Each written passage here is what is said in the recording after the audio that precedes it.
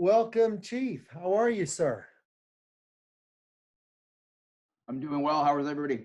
Good. Before I start, just thank you again for taking the time. And if everybody would like to click their cameras on, we'd love to see everybody's faces. I think um, the one part about COVID that's better than a conference call is you do get to see each other's faces. And I think it's important that we see each other, that we feel each other. That community is important. It's important to all of us to work on. So good afternoon. Welcome. I'm Mike Avalon, founding partner and principal at Pegasus Avalon and chairman of the Real Estate Council this year. I'd like to welcome you all to today's Bank of Texas series. Thank you to Bank of Texas again and the other sponsors. And it is great to see everyone. We really, really look forward to, in the not too distant future, when it's safe and smart to do this together. That's very important. I probably sound a bit repetitive, but it's always good to talk about your mission. What's TREC's mission, the Real Estate Council's mission? To cultivate relationships in our commercial real estate industry, to catalyze community investment, to influence policy, to propel careers, and develop the leaders for tomorrow for our industry, for our community, and for our city. We do believe relationships are the lifeblood of career success and of community investment and of civic responsibility. It is said that deals travel at the speed of relationships, and I think you can say that also. Community healing travels at the speed of relationships. So building those relationships is quite essential. In 2021, TREC continued its impactful work in our most underserved communities through the Dallas Catalyst Project, which we're very excited about, the Dallas Collaborative for Equitable Development. In those, we try to revitalize communities, invest in people, and invest in the people specifically even who live there. Notwithstanding the environment of the past year, we've not slowed down. We haven't slowed down in our commitment to the community. It's our belief that we are one community, and it is that work in that whole community that betters us. Again, notwithstanding the stresses of COVID, as a nonprofit, we have honored and will continue to honor all of our commitments that we have made before the pandemic. So to the members who have helped make that possible, thank you. Today, we are announcing today the TREC Community Investors.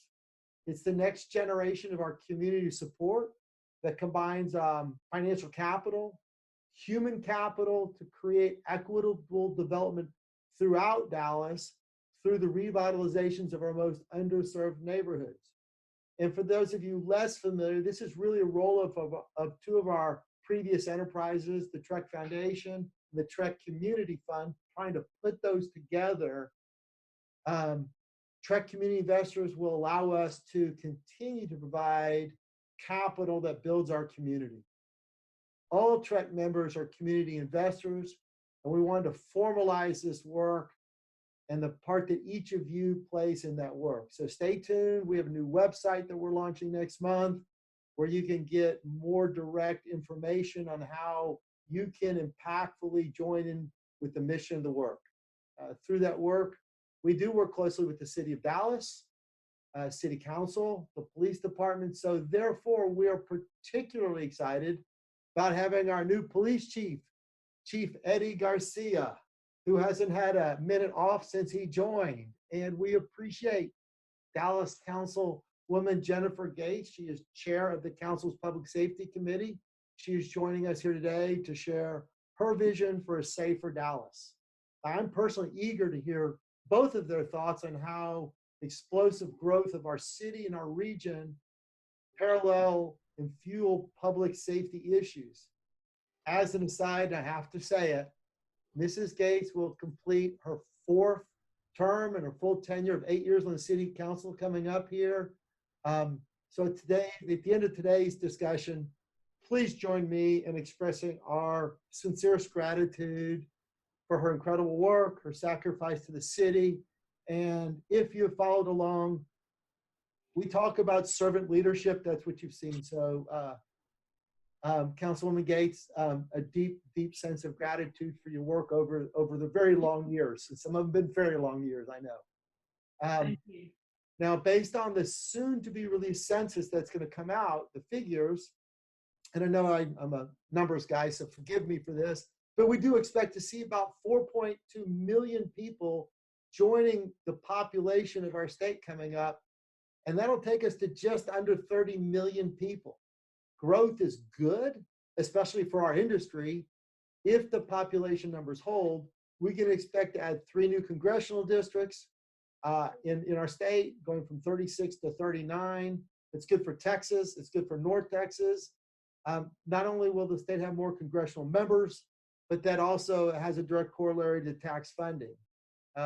In our direct region, we expect to go from about 8 million to about 10.2 million, is slightly over the next 2 decades. To put that in perspective, I know that Councilwoman Gates and I grew up around the same time and around the same neighborhood. When we left for college, that growth that we're talking about equaled the entire population of North Texas. This is explosive growth. Yeah, with all the good expansion news, there are concerns. Given this exponential growth, public safety will be an issue. It's a concern that's relevant to me. It's relevant to all of us, both from a personal and business perspective. And you can't not have it in the context of our whole community. Our collective success will largely be guided to our attention to Maslow's hierarchy. Food security, housing security, education and opportunity. And again, public safety is at the top of the list. So with that said, we also look forward to hearing about Chief Garcia's new policy changes that he's looking at, thinking through, how they will affect DPD's budget and how that change will benefit the greater community. We're pleased to have as our moderator today, Ryan Sanders. He's an editorial writer with the Dallas Morning News. I'm sure not everybody looks at who's writing things, but if you do look, you'll see who the author is, and we're very appreciative for him to be here today. He writes about crime and the criminal justice system. Personally, I wish he had less to write about. Ryan is not only a journalist and an author, he's also a pastor too. So we appreciate Dallas Morning News joining, sponsoring today. And Ryan's work has been featured also in the Star Telegram, the Daily Wire, and the Deacon Magazine. So welcome to each of you. Welcome, Mr. Sanders is our moderator, our guests, Honorable Councilwoman Gates, Chief Garcia. We look forward to discussion today. And Mr. Sanders, welcome. Yeah, thanks, Mike. I appreciate the opportunity to just ask some questions today about this issue that, as you said, is important, I think, to all of us who live here and work here and raise families here, not just to readers of the Dallas Morning News, but to everyone on this call. We can't have a flourishing city unless we have a safe city. So this is an important topic. So thanks to TREC for hosting this and to the sponsors, and I look forward to a great conversation. Great. So just a couple quick parliamentary notes, and then we're going to get on with the show here. We're going to kind of try to keep everybody muted so we don't have background noise. We would love to hear your questions, Q&A towards the end. So along the way, I hope you have questions. Please ask them. Please submit them through the chat function. And Lori Kennedy will help put those together and format those while we're going. So with that, Mr. Sanders, the microphone's yours. Yeah, thanks, Mike. Let me just take a minute to introduce each of our panelists, even though we've kind of met them already. These are going to be names that are familiar to everyone if you are faithful readers of the Dallas Morning News, which I'm sure all of you are. Jennifer Staubach Gates is in her 4th term as a city council member. She chairs the Public Safety Committee. She also chairs the city's Domestic Violence Task Force, which coordinates efforts among DPD, the district attorney, judges, and community members. She also has received a ton of awards. I'll tell you a few of those. The Virginia Chandler Dykes Leadership Award in 2020, the Aspen Rodell Fellowship for Public Leadership in 2019, the Marley Wildenthal Literacy Legacy Award in 2018, and the University of Carnet Word Alumni of Distinction for Service and Mission Award in 2015. Basically, she wins an award every year. Ms. Staubach Gates is a lifelong Dallasite, graduate of Ursuline Academy. She's also a registered nurse. So if we were together in person, this is where I would ask everyone to give a round of applause for Ms. Gates. But just, Jennifer, imagine that they're applauding for you silently. Thank you. Thank you. Thanks for being here. And then Chief Garcia, Eddie Garcia is the 30th police chief in Dallas PD. He is the first Latino in history to serve in that position, which I think in itself is remarkable and worth celebrating. Originally from Puerto Rico, Chief Garcia started in Dallas at the beginning of this year after spending 29 years with the San Jose Police Department, where he worked in patrol, narcotics, and special operations. He's been a patrol sergeant, a detective, a homicide investigator. He was promoted to lead that department in San Jose in 2016. Chief Garcia earned a Bachelor of Science in Criminal Justice Management from Union Institute and University. He also attended the De Anza College in Cupertino, where he studied administration of justice. During Chief Garcia's tenure in San Jose, the department improved its minority recruiting, transparency, and community engagement. So, Chief, again, thanks for making time in your busy schedule for this. Now, before we get to the hardball questions, there's one more point of connection that I want to make between our panelists here. Chief Garcia, one of the first things that the people of Dallas learned about you when you were just a candidate for this job, is that you're a lifelong, diehard Dallas Cowboys fan. There were pictures of you and your family decked out in Cowboys jerseys all over the internet. And the mayor of San Jose even told Dallas Mayor Eric Johnson that North Texas had landed, and this is a direct quote, an obnoxiously devoted Cowboys fan. So, Chief, as I'm sure you know, Mrs. Staubach Gates is the daughter of legendary Dallas Cowboys quarterback Roger Staubach. And so the first question today, y'all, is, Jennifer, has he started pestering you for autographs yet? No, he has not pestered me for autographs. So, but I feel like I may have to bring some out there as challenging as we made his job be the last few weeks. So. Yeah, you certainly jumped in with both feet, Chief. Well, Chief, I will say my dad was very pleased when he read that he was a Cowboy fan and read everything about him. He's like, I think you guys picked a good chief. So we'll see if he lives up to that. We're all certainly glad that you managed to escape the corrupting influences of 49ers fans. So, Chief, let me start with you and just ask about sort of an update on trends in law enforcement in Dallas. I think everyone on this call and probably everyone that you talk to is interested in an update from you just about how safe Dallas is. And so can you tell us sort of a summary of the latest crime stats and what trends your department's tracking? Yeah, absolutely. Thank you for the question. I mean, I think it's a very fair question, and it gives me an opportunity to kind of talk about this issue holistically. I understand that we have one of my priorities to reduce violent crime here. One of the things we have to wrap our arms around is the murder rate in the city. We also need to understand that although we need police presence, we need to disrupt criminal enterprises, that there is a larger role that other departments and other entities need to play. We're not going to arrest our way out of the larger violent problems that has plagued some of our neighborhoods. It's going to be a collective teamwork effort with us as law enforcement being a cog in the wheel. But I will say, in the time that I've been here, I've seen the officers working extremely hard. I'm a data-driven individual. I tell my commanders, we got to win the day. We got to win the day in order to ensure that our residents feel safe. One thing I'll say is when you look at the numbers, and a lot is made about, the murder rate. And unfortunately, the murders that occur in the city happen to be also in our most vulnerable neighborhoods that are impacted by high crime. And there's a lot of issues, socioeconomic and others, that have neighborhoods that suffer from these issues. And that's part of the teamwork effort that we need to work on, from giving a community hope, from leveraging the resources we have, from combating blight and those things to education, jobs, a myriad of issues that really not having a lot to do with police work that have a direct impact on the safety of neighborhoods.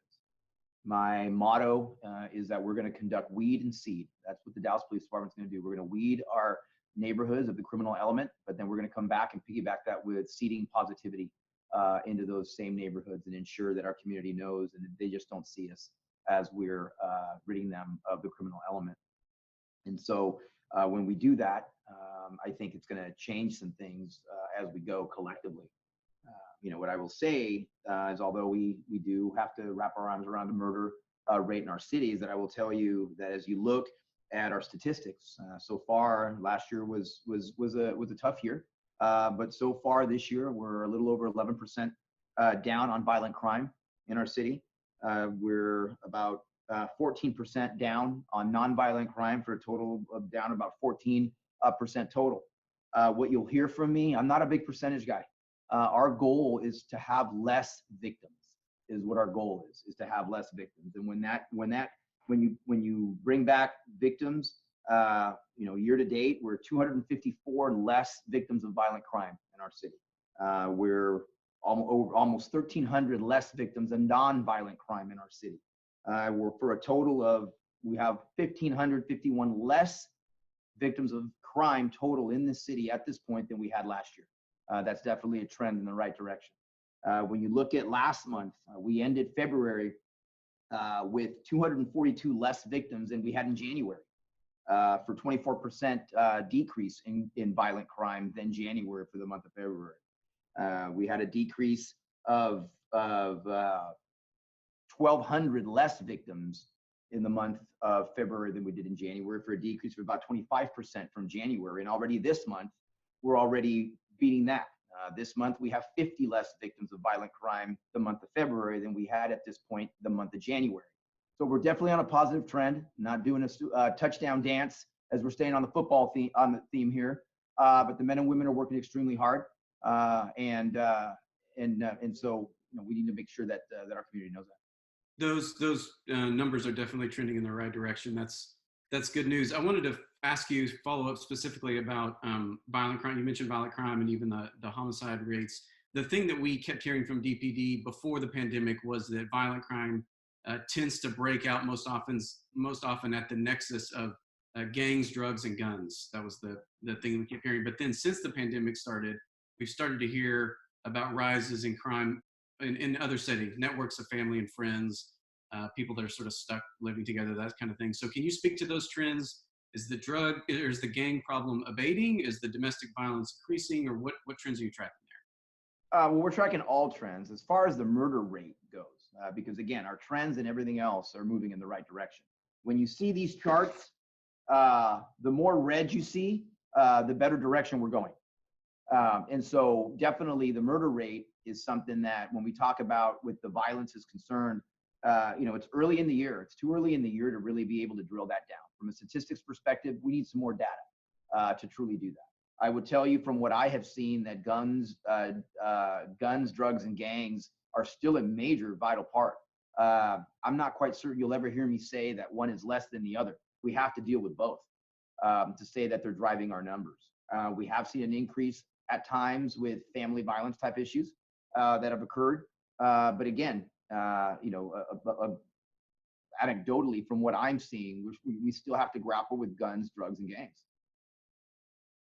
Yeah, let me ask you quickly, just to speak, if you have any information about property crimes specifically. This is the real estate council. Where are property crimes happening? Can you identify hotspots, not just to the city, but do those happen most often in office buildings, warehouses, construction sites? What can you tell us about that?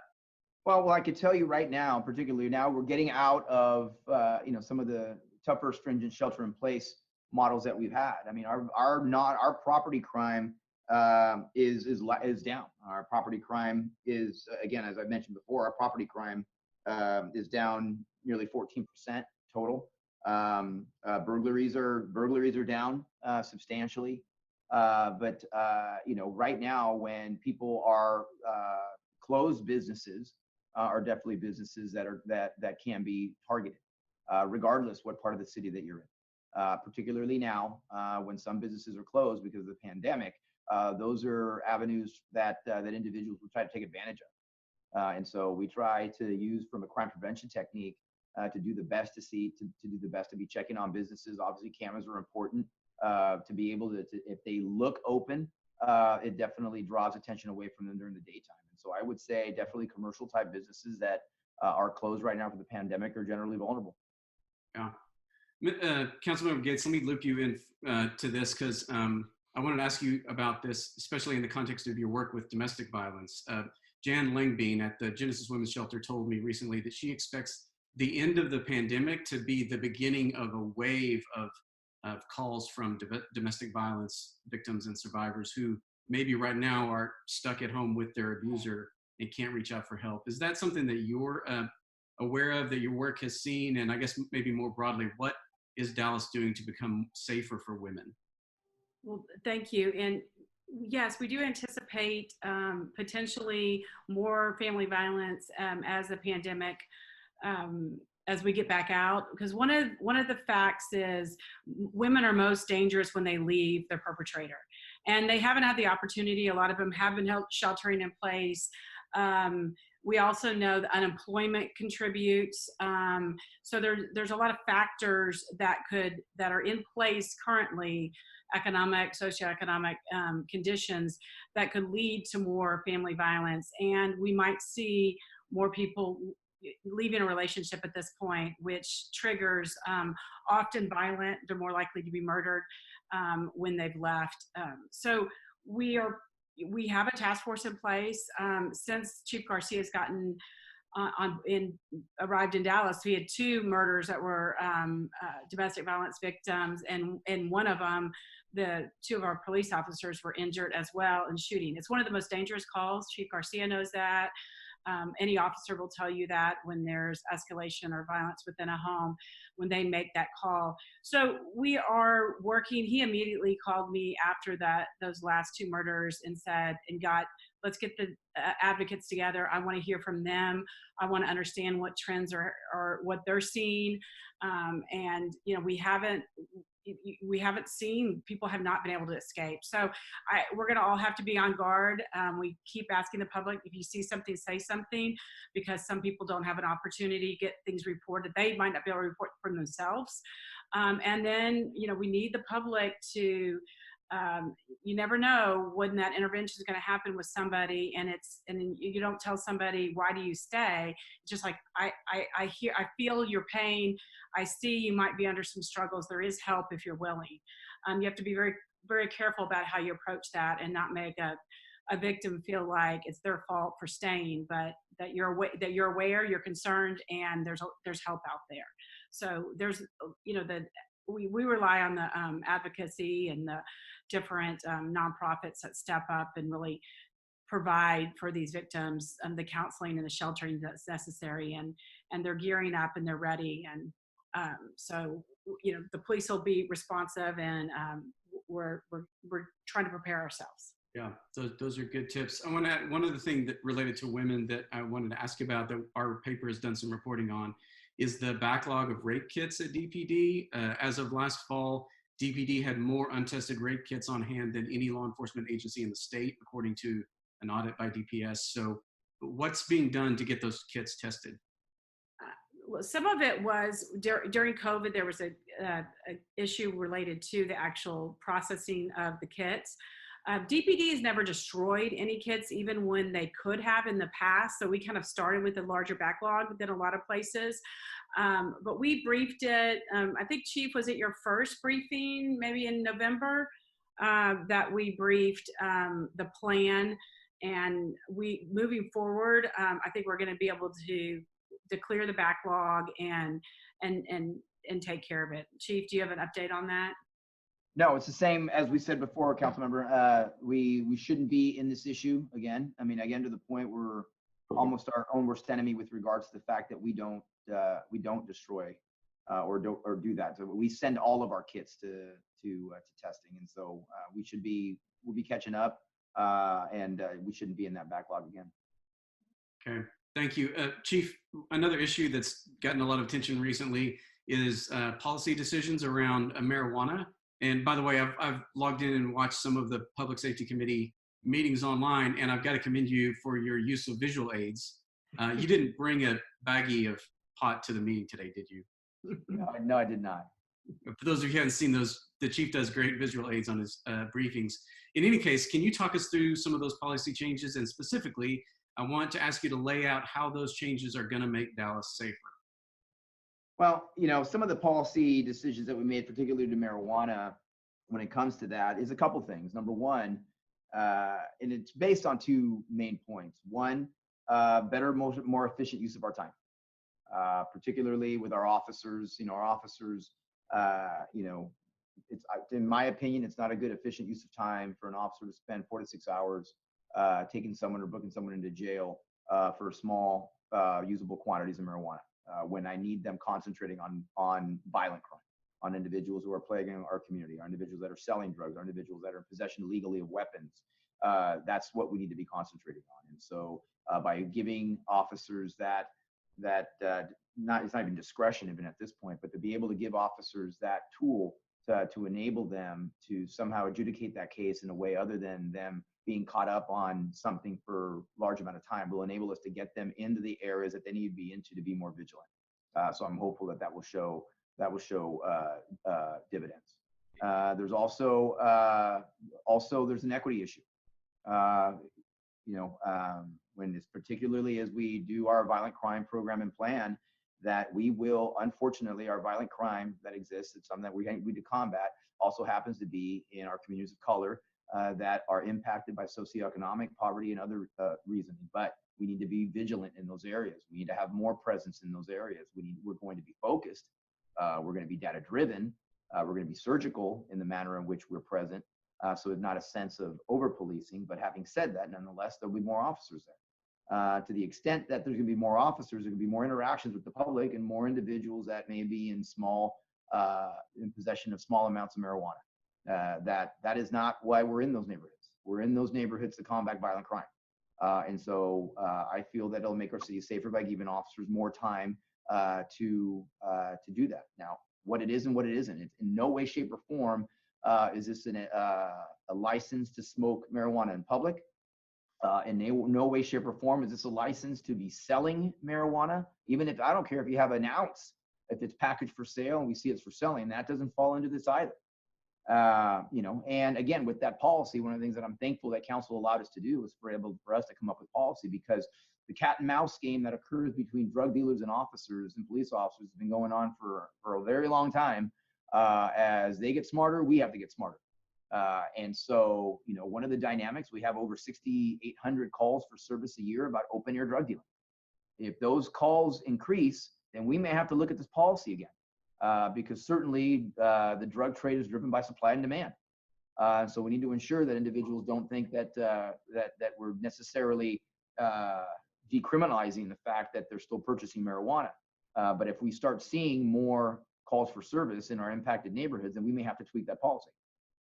Yeah, can you just speak to that? Because what do you say to the argument that because other crimes seem to surround the trafficking of marijuana, that turning a blind eye to part of that is sort of inviting more activity there?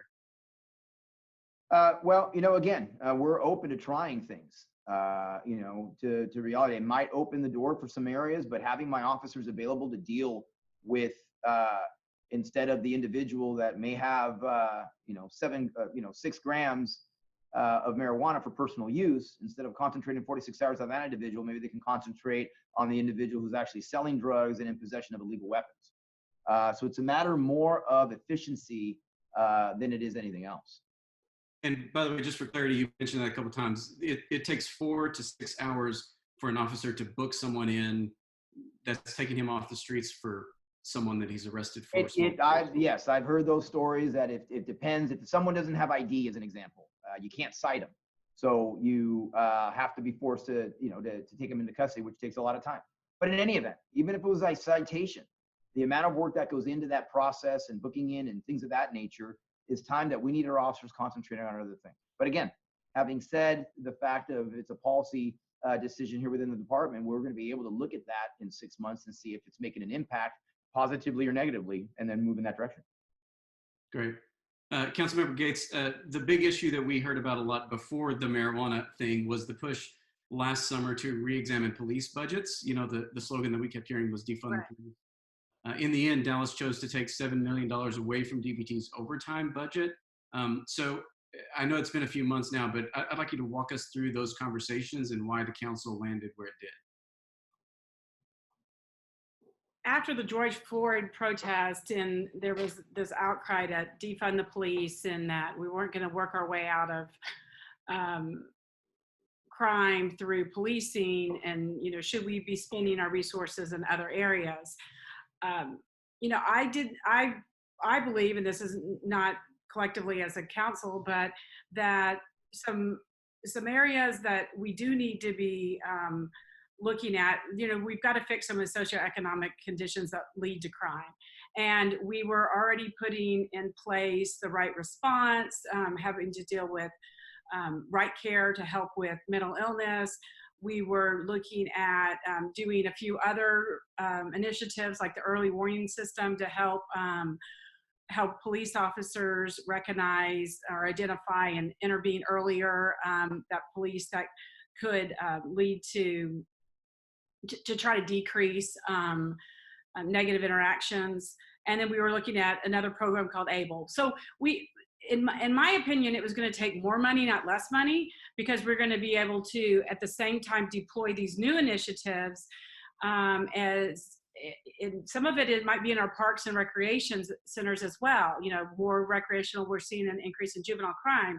So more opportunities for juveniles to be engaged in healthy behaviors, either at the rec centers or the parks or through different, programs with police. I didn't see it as we're trying to build back the force. We've been doing that. You know, when I started 8 years ago, we had 3,600 officers. We're down under 3,100 at this point.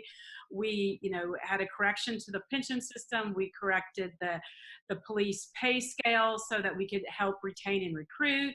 We had made some really big initiatives that cost a lot of money that we were investing to be able to grow our department. And then this movement kind of came and said, "Oh, is that the right approach?" And I thought we had to take a breath and say, we can't stop the work we've been doing, but we're just going to have to do more. So I was not supportive of reducing the DPD's budget, and in the end, we did not reduce the budget. But there was a movement to try to speak to, really it was the activists that were coming in droves to our council. And they opted, a group of the council members opted, and more than 8, so it passed, to reduce overtime pay. And overtime, we are trying to, one of the things we put in the budget was more civilians so that we could reduce overtime. We had a KPMG study that looked at efficiencies within the department, and one of it was to civilianize more positions because we weren't going to be able to replace them with sworn officers. And so in the end, there was a movement to reduce the overtime budget, which is really kind of flexible because it's not a permanent, and it can be amended pretty easily. We just add more overtime. And ironically, the projection that we have right now from the government performance and our, we do these budget initiatives and track where we are budgeting, is we're gonna be $8.1 million over in overtime. So in the end, the cuts that were adopted in the budget will probably, we're spending, nobody has said don't spend it in overtime, because DPD has needed it. We've needed it during COVID. We've needed it in the transition between shifts. We needed it during the protest. We've just needed the overtime. So in the end, we increased the budget, and I think we do these mid-year appropriations. I'll be gone, but it'll happen in June, and the money will have been spent in overtime, and then they'll argue about should they appropriate it or not, but the reality is we've spent it. So that's, and I don't see, we didn't, our academy classes got smaller because of COVID, but there wasn't any, there was not consensus to reduce recruitment of police officers. They'll go through this whole exercise again in the budget time frame, which is July, August. We adopt in September. So I'm sure these conversations will come back again. But I think what's important is the council has realized that we do have to invest and do things differently. And we invest like in right care. We're investing in more lighting. We're investing in violence interrupters, which is, we established a whole new department that is governed by former Chief Hughes. I mean, what's a chief? Always a chief. But Chief Hughes has an Office of Integrated Public Safety Solutions. And in that office, we're doing things, we're changing. It's called Real Change. And we are looking at blight. We are looking at code. We're looking at increasing lighting, and really how to change environmental design to decrease criminal activity. So the reality is it's costing us more money. And we are monitoring the effectiveness of that, just like we do with our crime stats and our monthly dashboards, all the different areas that we're trying to impact. So it's a holistic approach. And I think, we're in agreement as a council that that's the movement that we need to be in. Let me ask you maybe an impossible question. And then Chief, I saw that you were trying to jump in for a minute. I want to make sure you get a chance to speak to this. But have you ever seen any kind of estimate of how, it seems to me that we're talking about investing in preventative measures or measures to divert rather than, like you said, arresting our way out of crime. Have you ever seen an analysis of how many dollars in this bucket equals how many dollars in this bucket? In other words, how many lights do you have to install? How many ride care calls do we need to go on that pays for this many more officers making arrests? Does that make sense? I've never seen an analysis that can match up those dollars direct to direct, but I think it's over time we're working on dashboards and metrics that we can try to identify if it's making a difference. So we're monitoring the metrics, but I've never seen it. I think anecdotally we all believe it, and we can see it in communities. But I haven't seen it where you I'm could sure that'd be an impossibly hard algorithm to come up Chief with. Garcia, have you? Were you going to say something about funding? No, I certainly have not seen any studies to say, that equates those dollars to dollars.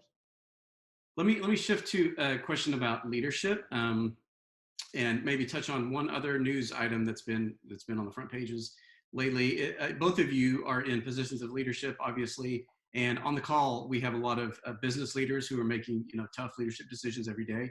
Chief, you've had no shortage of leadership challenges since you started, and last week was a big one. You announced that the department was that an officer had been arrested for capital murder, and that the news this morning was that he's being fired. My understanding is that you went public with that the day after you were briefed on that. And so I know that you can't speak to details about that case with us, but I wonder if you might just walk us through sort of that and offer any leadership lessons that came to you from that experience. Well, I'll say I'm not going to comment on the specific case. I'll just talk about leadership. Listen, there's not a police chief in the country of a major city that does not realize, the issues that have befallen us in this police department, whether it's 5 officers shot, 2, luckily, were not life-threatening. 1 officer killed in the line of duty, another officer died on his way into work, the winter storm, then this last incident. Again, I'll say this. I came in eyes wide open. I've been a police chief for 5 years before this, and 3 years the executive assistant before that. And from a leadership perspective, you got to lead. And I know that sounds overly simplistic, but you got to get out in front of things because not only does the community expect that, but your officers expect it as well. Particularly in these type of cases, the men and women that serve honorably don't want individuals that tarnish their badge to serve alongside of them, and you need to recognize that.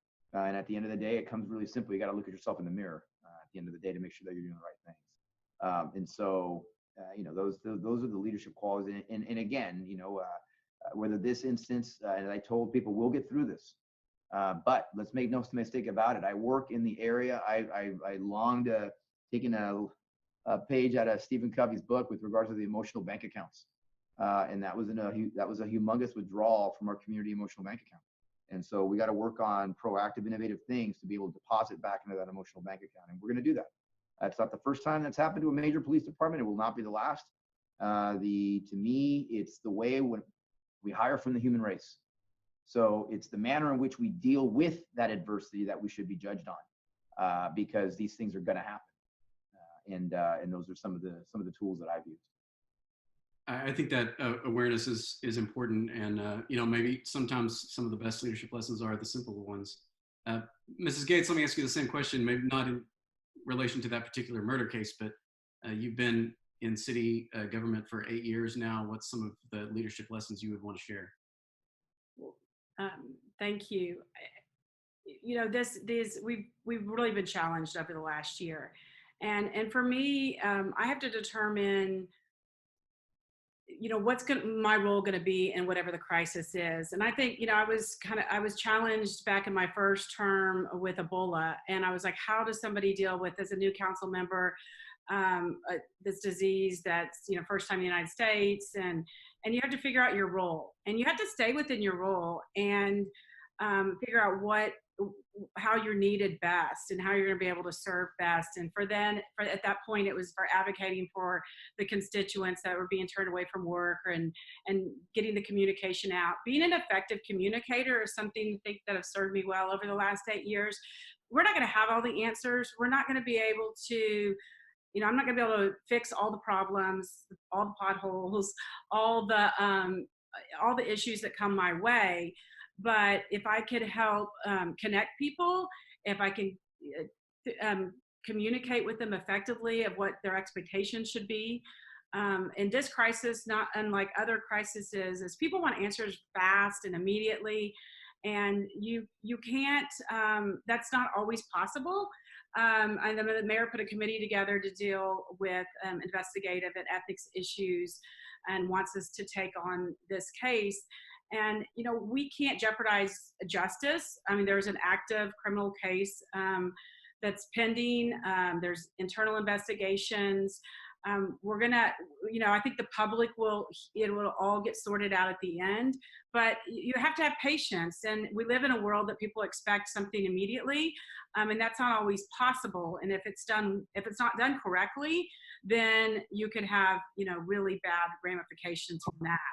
And not having a fair trial or whatever, or jeopardizing justice. So, leadership is, you have to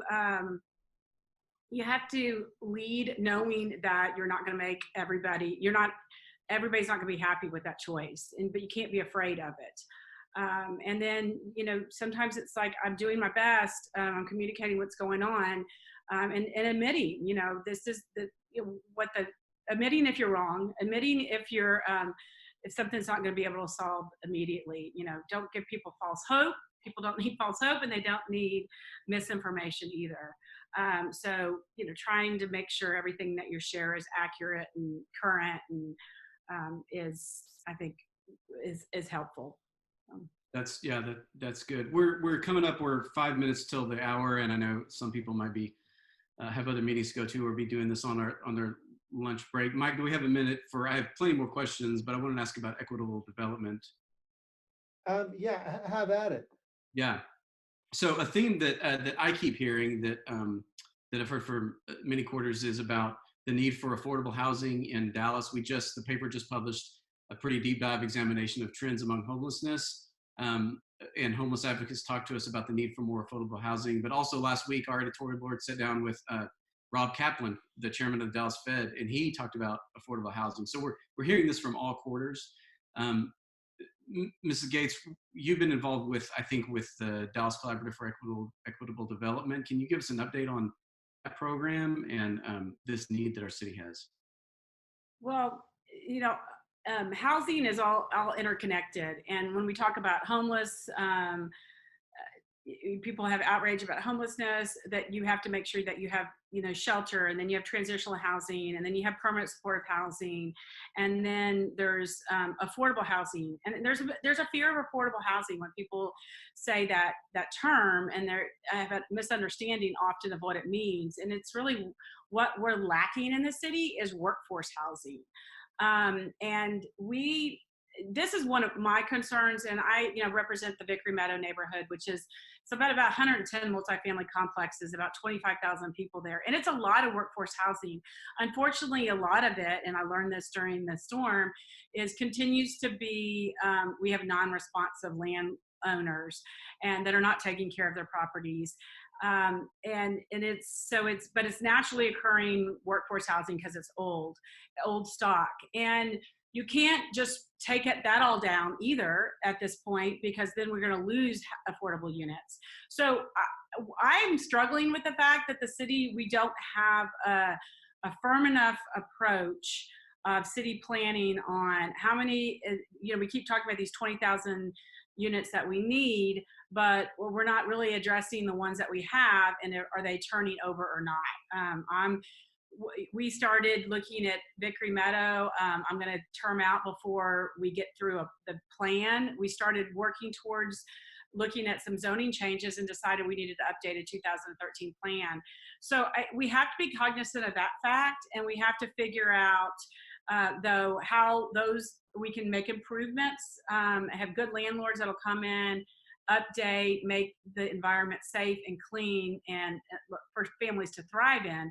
At the same time, then when we do have new mixed use product, how we can have mixed income incorporated and not have concentrated poverty in areas. So it's challenging. We can't, there's not like cities you can look to and say, oh, they've done it really, really well, because essentially, you know, most of them will take some gap funding to do affordable. You can't, especially like I find in my high opportunity areas like Preston Center, you know, we've had some residential growth pass through zoning, but I've said we have to have underground parking and we have to have great setbacks so we have walkability.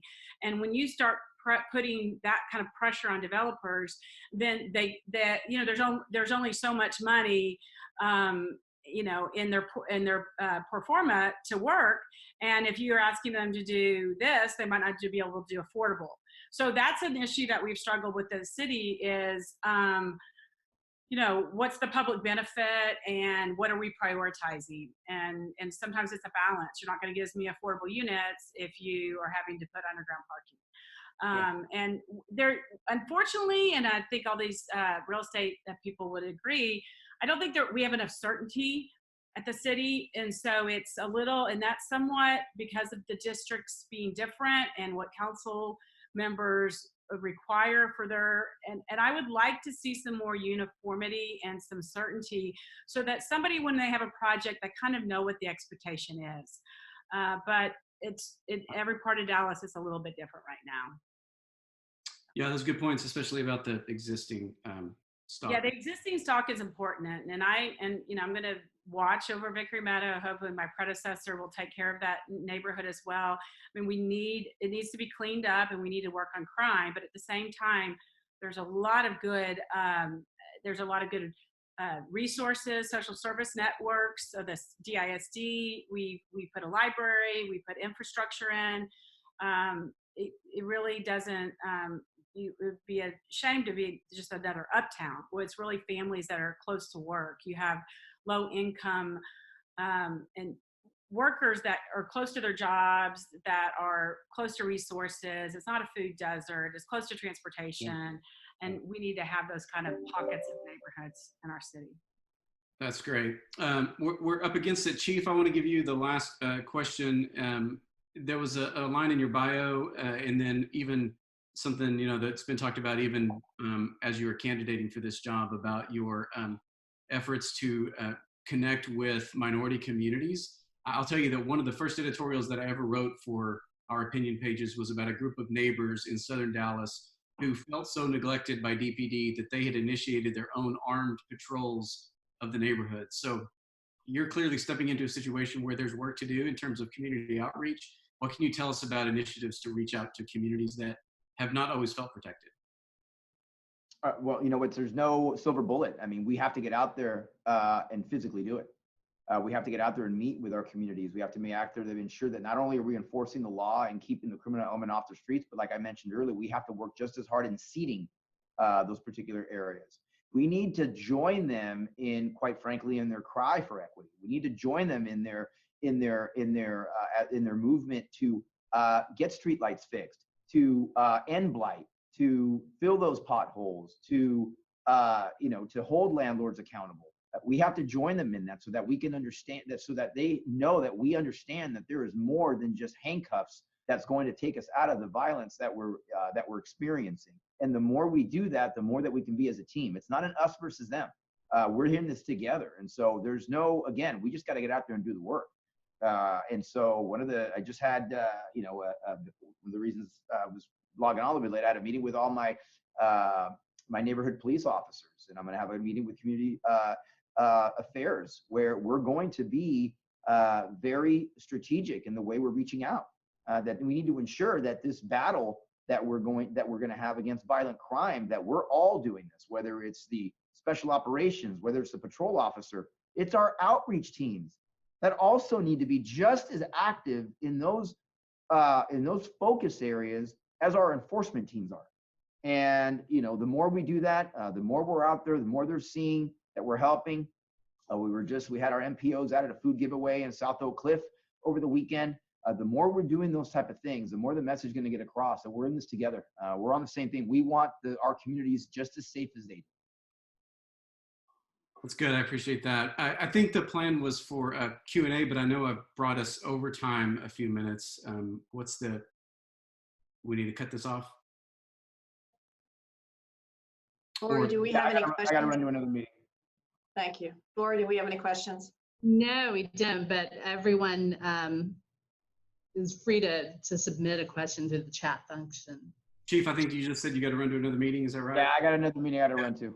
Hey, Okay. thank you for doing this. Thank you very much, Chief. Yes. Thank you. Go ahead. Thank you. We'll talk soon. I'm sure. And TREC, thank you both for your accessibility today and your leadership for our city. Thank Appreciate you. it. Thank you for having us. Thank you. Thanks for having us. It was a pleasure. Hopefully we'll do it again.